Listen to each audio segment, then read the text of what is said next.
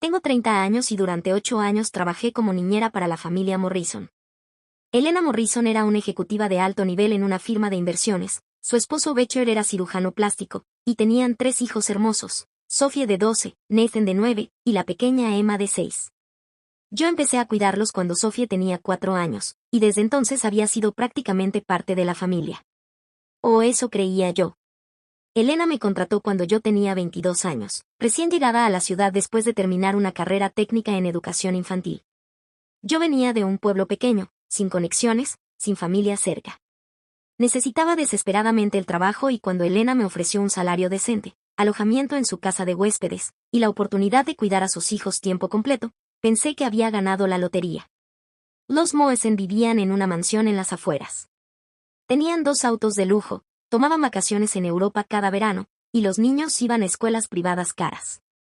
Elena siempre vestía ropa de diseñador y Becher coleccionaba vinos que costaban más que mi salario mensual. Pero conmigo siempre fueron generosos, o eso pensaba. Me pagaban en efectivo cada semana, me daban bonos en Navidad, me incluían en algunas cenas familiares. Yo amaba a esos niños. Los veía más que sus propios padres. Les enseñaba, jugaba con ellos, los consolaba cuando tenían pesadillas. Sofía me contaba sus secretos de preadolescente. Nathan me pedía ayuda con su tarea. Emma me llamaba tía y me dibujaba en todas sus tareas de la escuela cuando tenían que dibujar a su familia. Durante 8 años, mi vida giró alrededor de esa familia. No tenía mucho tiempo para hacer amigos propios. Trabajaba 6 días a la semana, a veces más y Elena y Becher tenían eventos sociales. Mi único día libre lo usaba para dormir o hacer mandados básicos. Pero no me quejaba. Los niños me necesitaban y yo sentía que tenía un propósito. Elena siempre fue un poco controladora, pero yo lo atribuía a su personalidad de ejecutiva. Me decía exactamente qué darles de comer a los niños, qué actividades hacer, incluso qué ropa ponerles. Manejaba cada aspecto de la casa con eficiencia militar. Pero nunca fue cruel conmigo. De hecho, a menudo me decía que era parte de la familia y que los niños me adoraban. Hace un año, recibí una carta del IRS. Mi corazón se hundió incluso antes de abrirla. Nadie quiere correspondencia del Servicio de Impuestos Internos. La abrí con manos temblorosas esperando algún error administrativo menor. No era menor. La carta decía que yo debía impuestos atrasados por un total de $42,000. 42,000. Más intereses y multas. Según sus registros, yo había estado empleando personal doméstico durante los últimos 5 años y no había estado pagando los impuestos correspondientes. Había 3 empleadas listadas bajo mi número de seguro social, una cocinera, una mucama y una jardinera. Me quedé mirando la carta sin comprender. Yo era la empleada doméstica. Yo era la niñera que vivía en la casa de huéspedes ganando $35,000 al año en efectivo. ¿De qué estaban hablando? Llamé al número en la carta, convencida de que había un terrible error. Pero el agente del IRS me confirmó que según sus registros, yo era una empleadora que había estado pagando salarios a 3 personas durante 5 años sin retener impuestos apropiados ni pagar las contribuciones del empleador. Pero yo no empleo a nadie, repetí una y otra vez. Soy niñera. Yo soy la empleada. El agente me explicó pacientemente que tenían formularios W-2, declaraciones trimestrales, todo bajo mi nombre y número de seguro social. Me dijo que esto era un asunto serio de evasión fiscal y que necesitaba contratar a un contador y posiblemente un abogado inmediatamente. Colgué sintiéndome mareada. No entendía nada. ¿Cómo podía estar empleando gente cuando yo apenas ganaba lo suficiente para vivir? Contraté a un contador con el poco dinero que tenía ahorrado. Le mostré la carta del IRS y le expliqué mi situación. Él pidió todos los registros que el IRS tenía bajo mi nombre. Lo que descubrimos me dejó sin aliento. Alguien había estado usando mi número de seguro social para contratar empleados domésticos en efectivo y reportarlos al IRS bajo mi nombre para que pareciera legal. Los salarios reportados eran mínimos, justo lo suficiente para que no levantara banderas rojas inmediatas, pero los impuestos nunca se pagaron. Y como todo estaba bajo mi nombre, yo era la responsable legal. ¿Quién tiene acceso a tu información personal?, me preguntó el contador. La respuesta era obvia, Elena Morrison. Ella tenía una copia de mi licencia de conducir y mi tarjeta de seguro social desde el día que me contrató, supuestamente para sus registros. Nunca pensé nada raro al respecto. Empecé a investigar más. Descubrí que Elena sí tenía empleadas adicionales: María, la cocinera que venía 3 veces por semana; Rosa, que limpiaba la mansión 2 veces por semana; y Carlos, que mantenía los jardines. Yo los conocía a todos. Los había visto por años. Pero pensaba que Elena los pagaba normalmente. Aparentemente no. Ella los pagaba en efectivo, sin reportar nada. Pero para no levantar sospechas si alguien investigaba su estilo de vida lujoso versus sus gastos reportados, había creado un sistema: reportaba a los empleados bajo el nombre de otra persona. Bajo mi nombre. De esa manera, si el AOAS revisaba sus finanzas, todo parecía limpio. Ella no tenía gastos de empleados domésticos en sus declaraciones porque técnicamente yo los empleaba a ellos, no ella.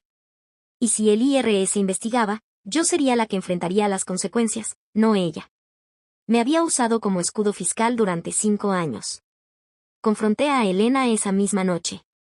Entré a su estudio donde ella estaba revisando documentos del trabajo. Los niños ya estaban dormidos. Necesito hablar contigo sobre algo serio, le dije, mi voz temblando. Ella levantó la vista, ligeramente molesta por la interrupción.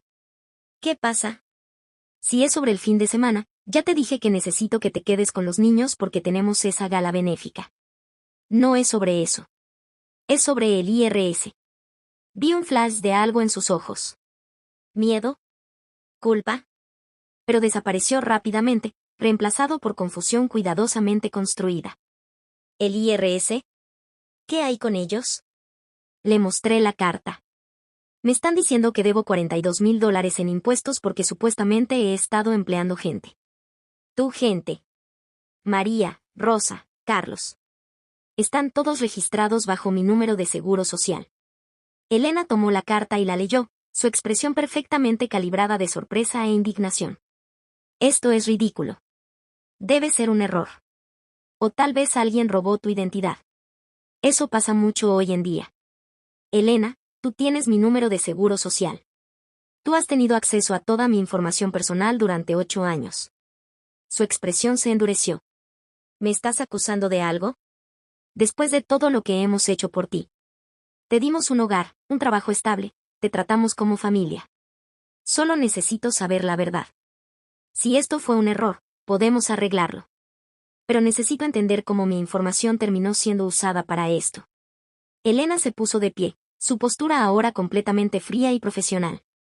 Creo que deberías hablar con un abogado si estás teniendo problemas con el IRS. Pero no voy a quedarme aquí siendo acusada de algo tan absurdo. Francamente, estoy ofendida de que después de 8 años de empleo generoso, me pagues con estas acusaciones infundadas. Me dio la espalda, señalando que la conversación había terminado. Pero yo no había terminado. Durante los siguientes días, seguí investigando. Hablé con María, Rosa y Carlos discretamente. Al principio estaban nerviosos, pero cuando les expliqué la situación, María finalmente confesó. La señora Morrison nos paga en efectivo, me dijo en voz baja. Nos dijo que era más fácil así, sin papeleos. Pero hace unos años nos dio unos papeles para firmar. Dijo que era para protegernos, para que tuviéramos documentación de empleo.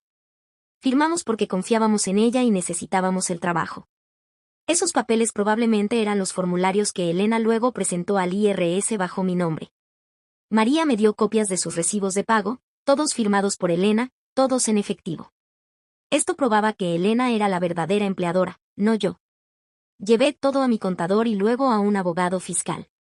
Ellos me dijeron que tenía un caso, pero que sería complicado. Elena era rica, poderosa, y tenía recursos para defenderse. Yo era una niñera sin ahorros significativos. Una batalla legal podría arruinarme incluso si ganaba. Hay otra opción, dijo el abogado. Podemos presentar un reporte de fraude fiscal al IRS con toda esta evidencia. Si ellos investigan y encuentran que Elena es la verdadera culpable, se volverán contra ella, no contra ti. Y el fraude fiscal a esta escala, especialmente con el uso deliberado de la identidad de otra persona, conlleva consecuencias criminales severas. Eso significaba potencialmente arruinar a Elena. Destruir a la familia para la que había trabajado durante 8 años. Afectar a los niños que amaba. Pasé noches sin dormir pensándolo. Una parte de mí todavía se aferraba a la idea de que tal vez había otra explicación. Que tal vez Elena no entendía completamente lo que estaba haciendo. Que tal vez podíamos resolverlo sin destruir todo. Y entonces Elena me dio la respuesta que necesitaba. Me llamó a su estudio una semana después de nuestra primera conversación. Pensé que tal vez iba a confesar, a disculparse, a ofrecer arreglar las cosas. En cambio, me entregó un sobre. Hemos decidido que es mejor que sigas adelante, dijo con una sonrisa que no llegó a sus ojos. Aquí está tu pago final y una carta de recomendación. Apreciamos tus años de servicio, pero creo que es momento de un cambio para todos. Me estaba despidiendo. Después de 8 años, sin aviso previo, sin explicación real. ¿Por qué?, pregunté, aunque ya sabía la respuesta. Las cosas simplemente ya no están funcionando.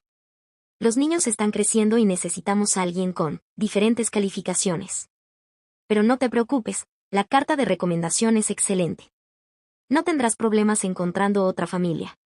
Abrí el sobre. Había $2,000 en efectivo y una carta genérica de recomendación. Ni siquiera era generosa en el pago final. ¿Y qué hay del IRS?, pregunté. Todavía me están diciendo que debo $42,000. Elena se encogió de hombros con indiferencia estudiada. Eso es entre tú y ellos. No es mi problema. Como dije, probablemente fue robo de identidad. Deberías reportarlo a la policía.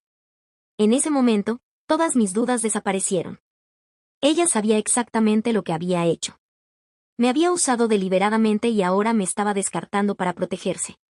No había arrepentimiento, no había culpa. Solo cálculo frío. ¿Puedo al menos despedirme de los niños?, pregunté, sintiendo lágrimas amenazando con caer. Creo que es mejor una separación limpia. Ya les expliqué que te vas. Nathan lloró un poco, pero se le pasará. Los niños son resilientes. Me escoltó a la puerta como si fuera una extraña, no alguien que había pasado 8 años criando a sus hijos. Esa noche, desde mi pequeño apartamento nuevo, tuve que mudarme inmediatamente de la casa de huéspedes, tomé mi decisión. Llamé a mi abogado y le dije que procediera con el reporte al IRS con toda la evidencia que teníamos. El proceso no fue rápido. El IRS no actúa inmediatamente. Pero una vez que presentamos el caso con toda la documentación, recibos de María, testimonios, análisis de registros financieros de Elena, ellos comenzaron una investigación formal. Los investigadores del IRS son meticulosos. Descubrieron que Elena no solo me había usado a mí. Había estado ejecutando esquemas similares con empleados domésticos anteriores durante más de una década. Yo era solo la más reciente en una larga línea de víctimas. También descubrieron otras discrepancias fiscales. Gastos de negocio falsos, ingresos no reportados de inversiones, toda una red de evasión fiscal que había estado operando por años. 6 meses después de que presenté el reporte, Elena fue formalmente acusada de fraude fiscal, evasión fiscal y robo de identidad. El total de impuestos evadidos era de más de $300,000 durante 10 años. Los cargos criminales fueron serios. Su firma de inversiones la suspendió inmediatamente. La historia llegó a las noticias locales. Ejecutiva de alto nivel acusada de fraude fiscal masivo. Rachel se divorció de ella en cuestión de semanas, probablemente para proteger sus propios activos. La mansión tuvo que ser vendida para pagar las multas del IRS y los costos legales. Los niños tuvieron que cambiar de sus escuelas privadas caras a escuelas públicas. Elena intentó contactarme una vez durante el proceso legal. Me envió un mensaje de texto: por favor, podemos hablar. Hay cosas que no entiendes. Piensa en los niños. Ellos te extrañan. ¿Realmente quieres destruir su vida por esto? Sentí una punzada en el corazón al pensar en Sophie, Nathan y Emma. Pero entonces recordé que Elena no había pensado en mí cuando me usó como escudo fiscal. No había pensado en mí cuando me despidió sin remordimiento. Y definitivamente no estaba pensando en sus hijos cuando cometió fraude fiscal durante años, arriesgando su estabilidad familiar. No le respondí. El juicio fue relativamente rápido dado lo sólido del caso. Elena se declaró culpable como parte de un acuerdo para evitar la prisión, pero las condiciones fueron severas: 5 años de libertad condicional, 800 horas de servicio comunitario, multas de más de $500,000 incluyendo impuestos atrasados, intereses y penalidades, y antecedentes criminales permanentes. También tuvo que pagarme restitución completa por los daños a mi crédito y la deuda falsa que había creado bajo mi nombre. Aunque ese dinero nunca llegó completamente porque Elena declaró bancarrota personal después de vender todos sus activos. Lo más satisfactorio no fue el castigo de Elena, sino mi propia vindicación. El IRS eliminó completamente la deuda falsa de mis registros. mi crédito fue restablecido.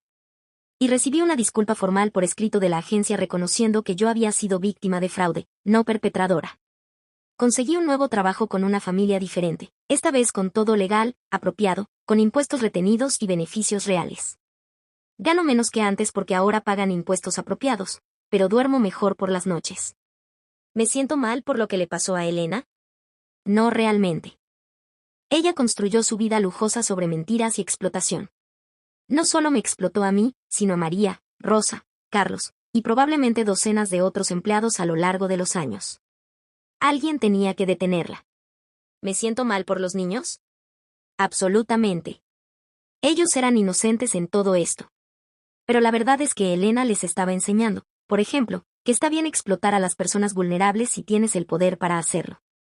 Que las reglas no aplican si tienes suficiente dinero. Tal vez, en última instancia, ver que sus acciones tienen consecuencias les enseñará una lección más valiosa. Intenté contactar a Sofía hace unos meses. Ella tiene 13 ahora. Le envié una carta explicándole lo que había pasado de manera apropiada para su edad. Le dije que la quería, que no era su culpa, y que siempre estaría disponible si necesitaba hablar. No recibí respuesta. Probablemente Elena interceptó la carta. O tal vez Sofía me odia ahora por destruir a su familia. No lo sé. Duele no saberlo, pero tengo que hacer las paces con eso. Lo que sí sé es que hice lo correcto. Elena tuvo múltiples oportunidades de arreglar las cosas. Podría haberme confesado cuando la confronté. Podría haber ofrecido pagar la deuda del IRS y limpiar mi nombre. Podría haber mostrado aunque sea una pizca de remordimiento. En cambio, me despidió y me dejó colgando con una deuda de $42,000 que no era mía. Esa fue su elección. Yo solo me aseguré de que enfrentara las consecuencias de esa elección. Hoy, 2 años después, vivo en un pequeño pero acogedor apartamento. Trabajo para una familia que me trata con respeto y dignidad. Tengo amigos reales fuera del trabajo. Estoy reconstruyendo mi vida ladrillo por ladrillo. Elena Moesen, la ejecutiva poderosa que una vez vivió en una mansión y manejó un BMW, ahora trabaja en ventas retail para pagar sus multas y vive en un apartamento no muy diferente al mío. Algunos dirán que fui muy lejos. Que debí haber manejado las cosas de manera diferente. Pero Elena me robó 8 años de mi vida, casi me arruinó financieramente, y lo hizo sin pensarlo 2 veces. Yo solo me aseguré de que la verdad saliera a la luz. La justicia no siempre es rápida, pero cuando finalmente llega, es dulce.